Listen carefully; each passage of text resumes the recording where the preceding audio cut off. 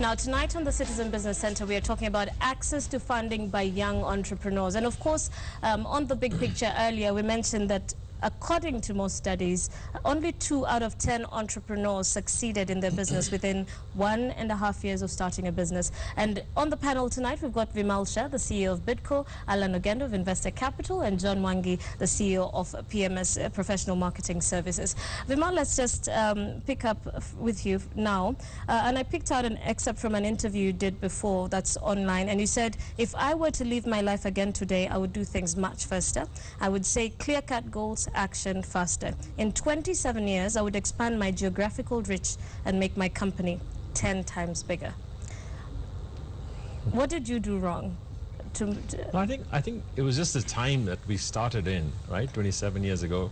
There wasn't internet, there wasn't mobile telephony, there wasn't all these services that have speeded up the business today. I mean, business today is faster.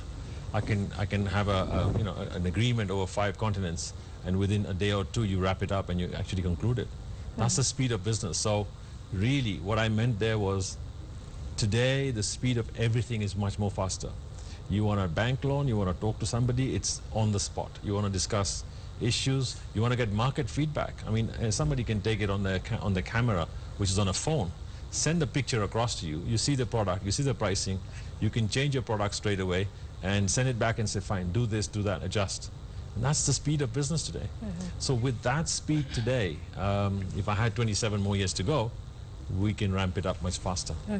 Alan, one of the comments we heard earlier, Michael Njenga, my colleague, was reading out from our 422 platform, and somebody said, I have been trying to find funding for 5 years, and he hasn't managed to break through. What would you tell somebody like that? What I would say is, more likely they're looking in the wrong places, because the first point of looking for financing is more often friends and family. And if you fail to access financing at that point and you give up, then you don't open your eyes to other alternatives in the market that are available.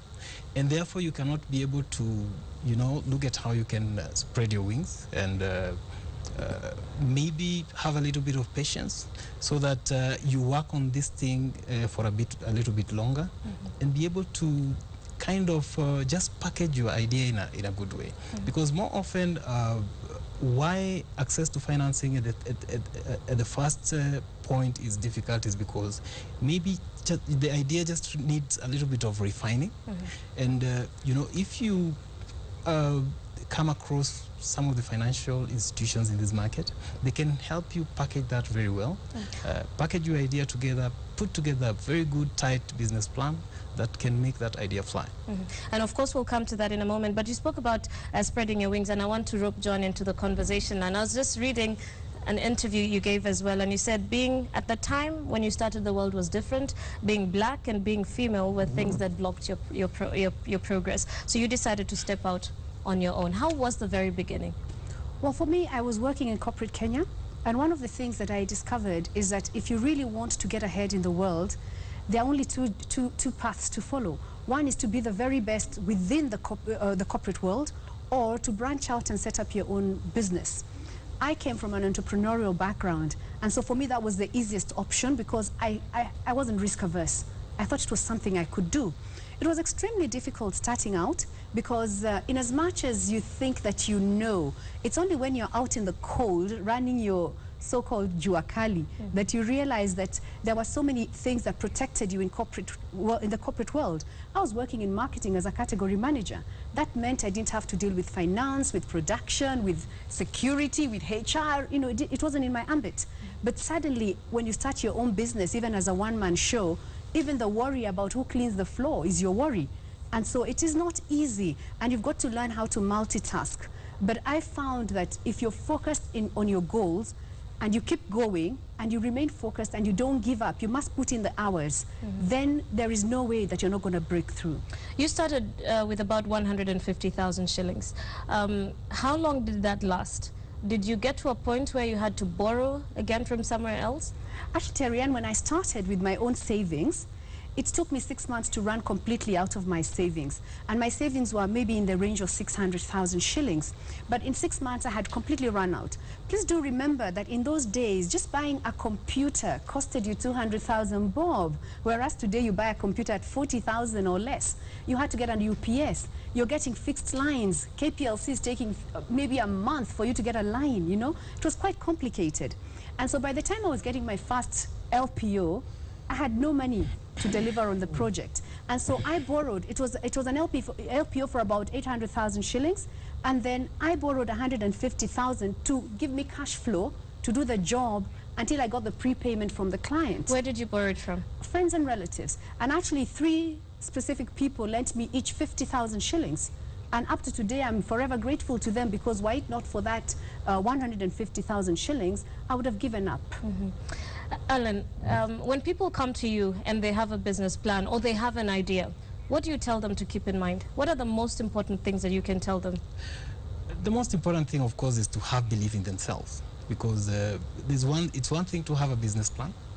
It's another thing to believe in it, because you know, if you can be able to demonstrate that you have so much faith in what you want to do, you believe in what you want to do, you believe that you know, you have to run with this idea, whatever happens, nothing really would stop you. So that's the most important thing. More often, you find a lot of people coming through with excellent ideas, but they are not very sure exactly how they want to run with it. And that really is a big problem. Vimal, you're a mentor to many people, and I know when I told Joanne that you're joining us on the panel, she said, oh, I must come because Vimal, you know, is my mentor. And I just want to ask, what would convince you that somebody is passionate about something? What would convince you that this is somebody I can actually lead and mentor into business? I think first thing is that they exhibit that they understand the subject matter of what they're going to do, number one. Number two, that they have a passion to say, even if it doesn't work out, I will change my tactic, but my goal will not change. I will still get there. So they will only change the how-to, but they'll get there. And that, I think, it shows in body language, it shows in terms of your voice, and it shows about how passionate you are. When I ask some people very funny questions and say, look, what if it doesn't work out? They say, okay, fine, you know, if it wasn't meant to be, it wasn't meant to be. Then you realize that they're not as passionate about making it work. And I think that's simply, you can hear it in their voice. When it comes to funding and somebody's keen on borrowing from a bank, what would you advise them for a startup? First and foremost, for a startup, is to make sure that you have a clear business plan. You work it out properly to say who the customers are. If you just go to a customer and you get an order from there, like Joanna was talking about an LPO, that itself is good enough to get you bank financing. It's called an offtake contract. So if you get a contract from someone or a buyer at the end, you can get financing on that. So the bank will lend you money. But then the bank knows there's a customer at the end and they can actually bring up some innovative financing there. Second thing is, if it's manufacturing or production, people got to know, is there a product that you can make? Is the risk de-risked in terms of saying, have you thought of what if there's no, if it's agriculture, have you thought of if there's no harvest, what happens? What's your plan B? That's what they need to know. And once that's clear and robust, I think in the past it used to be asset financing, where if you've got collateral, only then can you borrow. Today, a lot of banks are looking and saying, okay, if you got a cash flow, let's do cash flow borrows lending also. Alan, how important is a business plan for a financier, and what do you look for in a business plan? If today I have an idea, I don't have a prototype, I don't have cash flow, I have no business really, you know, what would you look for in my business plan? A business plan is the roadmap for the kind of idea that you have. And of course, without a roadmap, it means that you basically don't know where you're going. So when you have a business plan, you must, number one, know who is your market, who is your customer. Because if you don't, if you're producing a product, if you're selling a product, and you don't have a market for it, then you are running into problems on day one. Secondly, you must have a structure of running your business, so the operations bit of your business. You must have an idea of how this business is going to run. A lot of people out here have a business plan and they cannot differentiate between what is their working capital and what is their profit. So basically the same financing they are looking for to run their business in terms of the operation is what they believe is money for, using other things altogether. And that therefore brings a lot of problems. So I guess that raises an issue that maybe, access to such information doesn't come as easy. I don't know. Maybe, John, you can tell us your experience when you started out. Did you do a business plan? Did you get help in doing it? How did you go about it? Well, I was lucky because coming from corporate world, I understood what a business plan is. And so for me, the first thing I did was actually write out a business plan. It perhaps wasn't one of the best, but it gave me a roadmap. I knew clearly what my goals were. I knew who my target was. And I was definite about what I wanted to achieve.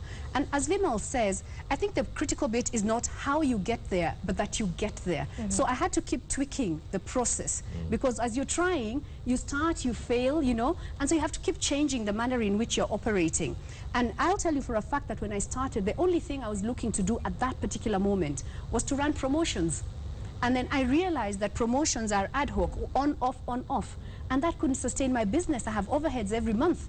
And so I had to develop a product that gives me little by little, but regular income.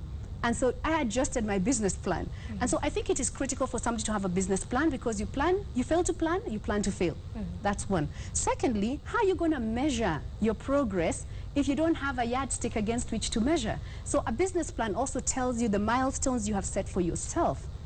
I also find that some people run with a horse that's already dead. So you've got to have an end date based on your goals and timelines. So a business plan guides you in terms of if I expected to have been making profit within 2 years, and I've now done 5 years and I'm still not making profit, surely there's something I should have identified that is not going right. So I think a business plan is absolutely important. I think I'd add there is what you have in a business plan is basically your income, where it's going to come from, what is the product, how many pieces am I going to sell, or what am I going to do with that service, what is the pricing to that. And then you have the costs and expenses. When you put that out and you put it on paper, really you realize where you're going to be expensive or not. You're also going to check your pricing because you've got to check your competitors. Whoever's your competitor, you compare the pricing. And based on that, what can change is the assumptions. You'll have a set of assumptions. Test the assumptions many times to say, fine, what if this changes, what if that changes? And then you know straight away you're robust. And that's what a bank manager looks for. Alan, perhaps you can just, tell some our audience, because a lot of the questions that are coming in is, we rarely find people who are actually willing to find startups, and is it just talk shop? So maybe you can just, tell them that it is actually true that there are people out there who are looking for people with good ideas. You should market yourself here. There are a lot of investors who are willing to finance startups, including myself. More often, startups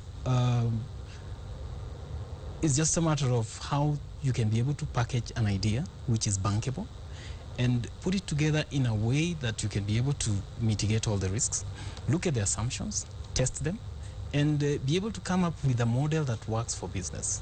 A lot of people don't have the patience, right, to be able to take their ideas through a test period so that they can be able to see whether this idea can work or not. But you see, like most startups across the world, not only in Kenya, number one, you need patience. Number two, you need somebody who can be able to hold your hand. And you have to believe in starting small and growing the business over time. Most of the ideas that come through to us are grand ideas. They are good ideas, but they are grand ideas. More often we wish they would start small and grow over time. Now, if we can be able to take you through that journey so that we mentor and walk you through, so that we just, just go through the learning curve together, I think startups can be very much successful in this country. Now, of course, we've heard about angel investors, venture capital funds, or investors who come in and buy a stake in your company. Is that something that entrepreneurs should look out for right from the beginning, or? You know what, Terry, I actually think that that's a model that needs to be better embraced in Kenya, because I find that a lot of us as entrepreneurs want to do it alone. And for quite some time, it slows down your progress because as only one person, you only have a limited amount of time, if nothing else, available to you, and that's the most expensive resource. So imagine if you pool resources with 3 other people with a variety of skills and bring them together, you're better able to move. it also gives you the confidence because your risk is mitigated by the support of the other people, and so you can move faster.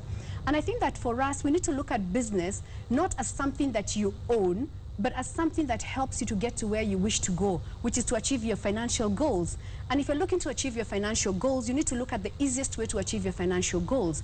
So I'd rather, and I keep saying this, own a very small percentage of a multi-billion company as opposed to owning 100% of a company that's just worth 10,000 shillings. So why not bring in other people to give you that skill?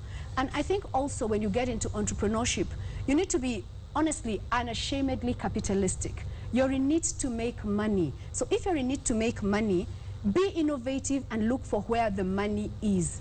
Don't go to where everybody else is. Think, where is it that I can make money fastest, easiest, and then go there. If you don't have the skills, then get the people with the skills, add what it is that you can add to the equation, and move on.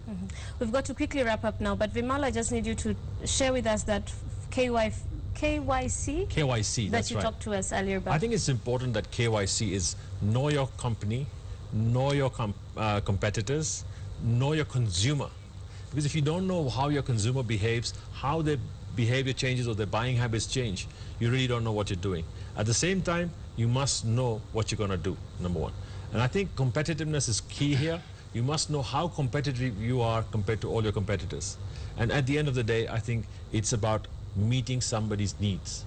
Whether it's trading goods or services, there's only two types of trade, goods or services.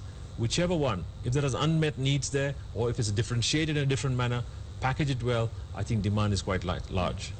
And of course you added the last one there, know your county these days. Today in Kenya, know your county, because your counties, I can tell you, we're very impressed with all the counties right now. They've got serious plans. They want people to come and invest in each county, and each county is coming up with nice ideas of what you can do in various value-added products, in services and all that stuff. The need has gone so big that once we only knew Nairobi and Mombasa in a big way. Now you also know bigger counties in many places. You can get land, you can get agriculture, you can agribusiness, you got needs, you can do servicing. There's so much more to be done. The opportunities are immense. Okay. Of course, this topic is inexhaustible, and I hope we will have it one day, because a lot of young people out there are really trying to start up on their own, but perhaps mentorship and getting more information on how to start up is what may take them off the ground. Thank you so much for joining us tonight, John Mwangi, Alan Ogendo, Vimal Shah. Of course, we have been talking about access to finance for young people, and as we have concluded tonight, as Vimal Shah says, access to money is used more as an excuse than the real problem, which is to just get off the ground and start whatever it is you need to start. Well, we'll take a short break now. We'll be back shortly with more.